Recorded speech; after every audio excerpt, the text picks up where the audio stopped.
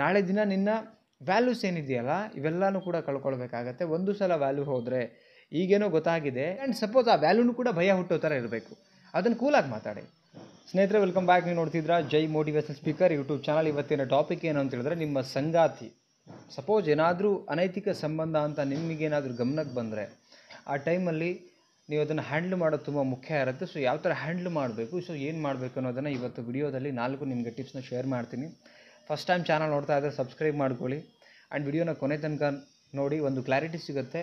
ನೋಡಿದ ಮೇಲೆ ವಿಡಿಯೋ ಬಗ್ಗೆ ನಿಮ್ಮ ಅನಿಸಿಕೆ ಏನಿದೆ ಅದನ್ನು ಕಮೆಂಟ್ ಮಾಡಿ. ವಿಡಿಯೋ ಇಷ್ಟ ಆದರೆ ಲೈಕ್ ಮಾಡಿ. ಒಂದೊಂದೇ ಪಾಯಿಂಟ್ ನೋಡ್ತಾ ಹೋಗೋಣ. ಫಸ್ಟ್ ಒಂದು ಪಾಯಿಂಟ್ ಏನು ಅಂತ ಹೇಳಿದ್ರೆ, ಜಗಳ ಮಾಡೋದನ್ನು ಬಿಟ್ಟು, ಈಗ ಸಪೋಸ್ ಆ ಥರ ಗೊತ್ತಾಗ್ತಿದ ತಕ್ಷಣ ನೀವು ಜಗಳ ಮಾಡೋದನ್ನು ಬಿಟ್ಟು, ಜಗಳ ಮಾಡೋದ್ರಿಂದ ಏನೂ ಪ್ರಯೋಜನ ಇಲ್ಲ. ಆ್ಯಕ್ಚುಲಿ ಅವ್ರನ್ನ ಹ್ಯಾಂಡಲ್ ಮಾಡೋ ರೀತಿ ಹೇಳ್ತಾ ಇದ್ದೀನಿ ನಾನು.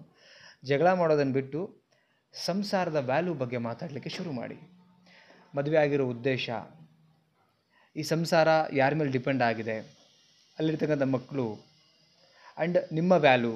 ಸಪೋಸ್ ನೀವು ಈ ದಾರಿನಲ್ಲಿ ಹಿಡಿದ್ರೆ ನಿಮ್ಗಳ ಪರಿಸ್ಥಿತಿ ಅಥವಾ ನನ್ನ ಪರಿಸ್ಥಿತಿ ಏನಾಗುತ್ತೆ, ಆ್ಯಂಡ್ ಅದೇ ಕೆಲಸ ನಾನು ಮಾಡ್ತಾ ಇದ್ದರೆ ನೀನು ಸಹಿಸ್ಕೊಳ್ತಾ ಇದೆಯಾ, ಈ ಥರದ್ದೆಲ್ಲ ವ್ಯಾಲ್ಯೂಗಳ ಬಗ್ಗೆ ಮಾತಾಡಬೇಕು. ಆ್ಯಂಡ್ ಸಪೋಸ್ ಆ ವ್ಯಾಲ್ಯೂನು ಕೂಡ ಭಯ ಹುಟ್ಟೋ ಥರ ಇರಬೇಕು. ಅದನ್ನು ಕೂಲಾಗಿ ಮಾತಾಡಿ. ಅದನ್ನು ಮಾತುಗಳು ಕೇಳ್ತಾ ಇದ್ದರೆ ಎಲ್ಲೋ ಒಂದು ಕಡೆಗೆ ಅವರಿಗೆ ಡೈಜೆಸ್ಟ್ ಕೂಡ ಮಾಡ್ಕೊಳಕ್ಕಾಗಬಾರ್ದು, ಅಷ್ಟು ಮಾತಾಡಬೇಕು. ಬಟ್ ಆ ವ್ಯಾಲ್ಯೂಸ್ ಏನು ಕೊಡ್ತೀರಿ, ವ್ಯಾಲ್ಯೂಸನ್ನು ಏನು ಹೇಳಿ ತಿಳಿಸ್ಕೊಡ್ತೀರಿ, ಅದು ಭಯ ಬರೋ ಥರ ಇರಬೇಕು. ಆ ಥರದಲ್ಲಿ ನೀವು ವ್ಯಾಲ್ಯೂಗಳನ್ನು ಕೊಡ್ತಾ ಹೋಗಿ. ಮೊದಲನೇ ಪಾಯಿಂಟ್. ಸೆಕೆಂಡ್ ಪಾಯಿಂಟ್ ಏನಂದರೆ, ಅವರಿಗಿರೋ ಅವರಿಗೆ ಏನು ಸಮಾಜದಲ್ಲಿ ವ್ಯಾಲ್ಯೂ ಇರುತ್ತೆ, ಆ ವ್ಯಾಲ್ಯೂ ಬಗ್ಗೆ ಮಾತಾಡ್ತಾ ಹೋಗಿ. ಈಗ ಜನ ಎಲ್ಲ ಅವ್ರ ಬಗ್ಗೆ ಒಳ್ಳೆ ವ್ಯಕ್ತಿನಪ್ಪ, ಒಳ್ಳೆಯ ಸಂಸ್ಕಾರ ಇದೆ, ಒಳ್ಳೆ ಏನಂತ ಹೇಳಿದ್ರೆ ಕ್ಯಾರೆಕ್ಟರ್ ಇದೆ, ಗುಣ ಇದೆ, ಲೈಕ್ ಈ ಥರದ ವ್ಯಕ್ತಿ ಅಲ್ಲ ಇವರು ಅಂತ ಎಲ್ಲ ಕಡೆ ಒಂದು ನೇಮ್ ಇರುತ್ತೆ. ಬಟ್ ಇದೆಲ್ಲ ಗೊತ್ತಾದಾಗ ಆ ಮನುಷ್ಯನಿಗೆ ಹೊರಗಡೆ ಎಲ್ಲ ನೇಮ್ ಈ ಥರ ಗೊತ್ತಾದಾಗ ನಾಳೆ ಆ ವ್ಯಕ್ತಿ ಹೊರಗಡೆ ಮುಖ ಎತ್ಕೊಂಡು ತಿರುಗಾಡೋಕ್ಕಾಗಲ್ಲ.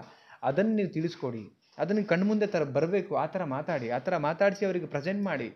ನಾಳೆ ದಿನ ನಿನ್ನ ವ್ಯಾಲ್ಯೂಸ್ ಏನಿದೆಯಲ್ಲ ಇವೆಲ್ಲನೂ ಕೂಡ ಕಳ್ಕೊಳ್ಬೇಕಾಗತ್ತೆ. ಒಂದು ಸಲ ವ್ಯಾಲ್ಯೂ ಹೋದರೆ ಈಗೇನೋ ಗೊತ್ತಾಗಿದೆ, ಈಗ ಗೊತ್ತಾಗಿರೋದು ನಾಳೆ ಊರ ಜನರ ಬಾಯಿಗೆ ಹೋಗುತ್ತೆ. ಗೊತ್ತಾಗ್ಮೇಲೆ ನೀನು ಏನೇ ಮಾತಾಡೋಕೆ ಹೋದ್ರೂ ನಿನ್ನನ್ನು ಯಾರೂ ನಂಬಕ್ಕೆ ಹೋಗಲ್ಲ. ಆ ಪ್ಲೇಸಲ್ಲಿ ಯಾರೇ ಇರ್ಬೋದು. ಹೆಣ್ಣು ತಪ್ಪು ಮಾಡೋದು ಆ್ಯಕ್ಚುಲಿ ಮಾಡಬಾರ್ದು, ಬಟ್ ಹಂಗಾಗ್ಬಿಟ್ರೆ ಅದನ್ನು ಸಮಾಜದಲ್ಲಿ ಅವರಿಗಿರ್ತಕ್ಕಂಥ ಗೌರವ, ಸಂಬಂಧಿಕರ ಮಧ್ಯೆ, ಆಫೀಸರ್ಗಳ ಮಧ್ಯೆ, ಫ್ರೆಂಡ್ಸ್ ಮಧ್ಯೆ, ಕಲೀಗ್ಸ್ ಮಧ್ಯೆ, ಹಿರಿಯರ ಮಧ್ಯೆ ಆ ಗೌರವನ ಯಾವ ಲೆವೆಲಿಗೆ ಬರುತ್ತೆ, ಯಾವ ಲೆವೆಲಿಗೆ ಅವ್ರ ಪರಿಸ್ಥಿತಿಗಳಾಗತ್ತೆ, ಅದನ್ನು ಅರ್ಥ ಮಾಡಿಸಿ. ನೆಕ್ಸ್ಟ್ ಪಾಯಿಂಟ್ ಏನಂತ ಹೇಳಿದ್ರೆ, ಇದರಿಂದ ಆಗುವಂಥ ಕೆಟ್ಟ ಪರಿಣಾಮಗಳು ಏನೇನಾಗುತ್ತೆ.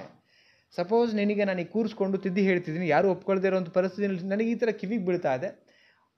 ಸಪೋಸ್ ಆ ಥರ ಇದ್ದರೆ ಇವತ್ತಿಗೆ ಬದಲಾಗು. ಇಲ್ಲ ಅಂತ ಹೇಳಿದ್ರೆ ಏನಾಗುತ್ತೆ, ಇನ್ನೊಬ್ಬರ ಜೀವನ ಹಾಳಾಗತ್ತೆ, ನನ್ನ ಜೀವನ ಹಾಳಾಗತ್ತೆ, ಮಕ್ಕಳ ಜೀವನ ಹಾಳಾಗತ್ತೆ, ನಿಮ್ಮ ತಂದೆ ತಾಯಿ ಇದರಿಂದ ಎಷ್ಟು ನೋವು ಪಡ್ತಾರೆ, ರೈಟ್? ಅಥವಾ ನನ್ನ ತಂದೆ ತಾಯಿ ಎಷ್ಟು ನೋವು ಪಡ್ತಾರೆ, ಇದರಿಂದ ನನ್ನ ಮಾನಸಿಕ ನೆಮ್ಮದಿ ಎಷ್ಟು ಹಾಳಾಗುತ್ತೆ, ನನ್ನ ಆರೋಗ್ಯ ಎಷ್ಟು ಹಾಳಾಗುತ್ತೆ. ಅದೇ ಕೆಲಸ ನೀನು ನನಗೇನು ಬೇಕು ಅದು ಕೊಡದೇ ಇದ್ದಾಗ ನಾನು ಡೈವರ್ಟ್ ಆದರೆ ನಿನ್ನ ಪರಿಸ್ಥಿತಿಗಳೇನಾಗುತ್ತೆ, ಆಗಬಾರ್ದು. ಅದನ್ನು ಅರ್ಥ ಮಾಡಿಸಿ. ಇದು ಒಳ್ಳೆ ರೀತಿಯಿಂದ ನಾನು ವಿಡಿಯೋನ ಮಾಡ್ತಿರೋದು, ಒಳ್ಳೆಯದಕ್ಕೆ ಯೂಸ್ ಮಾಡ್ಕೊಳ್ಳಿ ಅಂತಲೇ ವಿಡಿಯೋ ಮಾಡ್ತಾ ಇರೋದು. ಸಪೋಸ್ ಹಂಗೆ ಪರಿಸ್ಥಿತಿಗಳಿದ್ರೆ ಡಿವೋರ್ಸ್ ಮಾಡಿ, ಜಗಳ ಮಾಡಿ, ಕೊಲೆ ಮಾಡಿ, ಆ ಥರದ್ದೆಲ್ಲ ಆಗ್ಬಿಡಲಿ ಅಂತ ನಾನು ಎಲ್ಲೂ ಮಾತಾಡ್ತಾ ಇಲ್ಲ. ಸಾಧ್ಯ ಆದರೂ ಸರಿಪಡಿಸ್ಕೊಂಡು ಮುಂದೆ ಹೋಗೋಣ. ನನ್ನ ಪ್ರಕಾರ ಲೈಫಲ್ಲಿ ಏನಕ್ಕೆ ಅಂತ ಹೇಳಿದ್ರೆ, ಒಂದಿನ ಎಲ್ಲರೂ ಸಾಯೋದೆ. ಕೆಲವೊಂದು ಸಲ ನಡೆದೋಗುತ್ತೆ ಲೈಫಲ್ಲಿ ಕೆಲವೊಂದಿಷ್ಟು ಕೆಟ್ಟ ಘಟನೆಗಳು. ಸಾಯಿಸ್ಬಿಟ್ರೆ ಏನೂ ಸರಿ ಹೋಗಲ್ಲ, ಡಿವೋರ್ಸ್ ಮಾಡಿಬಿಟ್ರೆ ಏನೂ ಸರಿ ಹೋಗಲ್ಲ. ನನ್ನ ಪ್ರಕಾರ ನಾನು ಹೇಳಬೇಕು ಅಂದರೆ, ಇದು ನನ್ನ ಬಗ್ಗೆನೂ ಕೆಟ್ಟದಾಗಿ ನೀವು ಕಮೆಂಟ್ ಮಾಡ್ಬೋದು, ಬಟ್ ನಾನು ಹೇಳ್ತಾ ಇದ್ದೀನಿ ಅಷ್ಟೇ. ಸಪೋಸ್ ಹಂಗೆ ಆಗಿಬಿಟ್ಟಾಗ ನೆಕ್ಸ್ಟ್ ಪಾಯಿಂಟ್ ಏನಂದರೆ, ತಪ್ಪನ್ನು ತಿದ್ಕೊಳ್ಳೋಕ್ಕೆ ಒಂದು ಅವಕಾಶನ ಮಾಡಿಕೊಡ್ತೀರಾ ಆ್ಯಂಡ್ ಅದೇ ಫೈನಲ್ ಆಗಬೇಕು ಅನ್ನೋ ಲೆವೆಲಿಗೂ ಕೂಡ ಅದನ್ನು ಅರ್ಥ ಮಾಡಿಸೋಕ್ಕೆ ನೀವು ಪ್ರಯತ್ನ ಪಡಬೇಕು. ಆ್ಯಂಡ್ ಬಿಡು ಇದನ್ನು ಇಷ್ಟೇ ಈಜಿ ಇಲ್ಲ, ಕೂಲಾಗಿ ಮಾತಾಡಿದ್ರೂ ಗಾಂಭೀರ್ಯ ಇರಬೇಕು, ಕೂಲಾಗಿ ಮಾತಾಡಿದ್ರೂ ಗತ್ತಿರಬೇಕು, ಕೂಲಾಗಿ ಮಾತಾಡಿದ್ರೂ ಎಲ್ಲ ಥರದ ಭಯಗಳು ಬಂದು ಹೋಗಿರ್ಬೇಕು ಲೈಫಲ್ಲಿ. ಆ ಲೆವೆಲಿಗೆ ಅವರೊಟ್ಟಿಗೆ ಮಾತಾಡಬೇಕು. ನೆಕ್ಸ್ಟು ಅದನ್ನು ಕಲ್ಪನೆ ಕೂಡ ಮಾಡಲಿಕ್ಕೆ ಹೋಗಬಾರ್ದು, ಬಟ್ ಸ್ಟಿಲ್ ಅವ್ರಿಗೆ ಒಂದು ಅವಕಾಶ ಕೊಡಬೇಕು ನಿಮ್ಮೊಟ್ಟಿಗೆ ಅಗೇನ್ ಸಂಸಾರ ಮಾಡಲಿಕ್ಕೆ, ನಿಮ್ಮೊಟ್ಟಿಗೆ ಅಗೇನ್ ಜೀವನ ಮಾಡಲಿಕ್ಕೆ.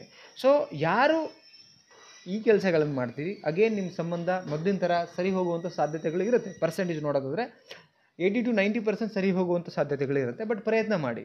ಈಗ ಸಪೋಸ್ ಹಂಗೆ ಮಾಡಿಬಿಟ್ಟಾಗ ನೀವು ಕೊಲೆ ಮಾಡಿದ ತಕ್ಷಣ ಅಥವಾ ಡಿವೋರ್ಸ್ ಮಾಡಿದ ತಕ್ಷಣ ಏನೋ ಮಾಡಿದ ತಕ್ಷಣ ನೀವು ಒಂಟಿಯಾಗೆ ಬದುಕ್ತೀರಾ. ಆಗೋಗಿರೋದಂತೂ ನೀವು ಅದನ್ನು ಚೇಂಜ್ ಮಾಡಿ ಮತ್ತು ಮೊದಲಿನ ಥರ ಇರೋ ಥರ ಅಂತ ಮಾಡೋಕ್ಕೆ ಸಾಧ್ಯ ಇಲ್ಲ. ಆಗುತ್ತಾ? ಈಗೇನು ನಡೆದೋಗಿರುತ್ತಲ್ಲ ಅದನ್ನು ಮತ್ತೆ ಪುನಃ ಅವರು ಏನು ಬಿಫೋರ್ ಹೇಗಿದ್ರು ಅದನ್ನು ಸರಿ ಮಾಡಲಿಕ್ಕಾಗತ್ತೆ? ಸಾಧ್ಯ ಇಲ್ಲ. ನಡೆದೋಗಿದೆ. ನೆಕ್ಸ್ಟ್ ವಾಟ್ ಏನು ಮಾಡಬೇಕು ಅದ್ರ ಬಗ್ಗೆ ಸರಿಪಡಿಸ್ಕೊಳ್ಳೋಕೆ ನೋಡ್ಬೇಕು ಅಷ್ಟೇ.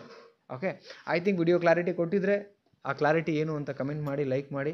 ಆ್ಯಂಡ್ ಕೌನ್ಸಿಲಿಂಗ್ ಬೇಕಂದರೆ ಕಾಂಟ್ಯಾಕ್ಟ್ ಮಾಡಿ. ಫೀಸ್ ಇರುತ್ತೆ. ಅಪಾಯಿಂಟ್ಮೆಂಟ್ ಸ್ಕ್ರೀನ್ ಮೇಲೆ ನಂಬರ್ ಕೊಟ್ಟಿರ್ತೀನಿ, ಅಪಾಯಿಂಟ್ಮೆಂಟ್ ತೊಗೊಳ್ಳಿ. ವಿಡಿಯೋ ದಯವಿಟ್ಟು ಶೇರ್ ಮಾಡಿ. ಯಾರು ಆ ಥರ ನಿಮಗೆ ಚೀಟ್ ಮಾಡ್ತಾ ಇದ್ದಾರೆ ಆ ವ್ಯಕ್ತಿಗಳಿಗೆ ವಿಡಿಯೋನ ಶೇರ್ ಮಾಡಿ.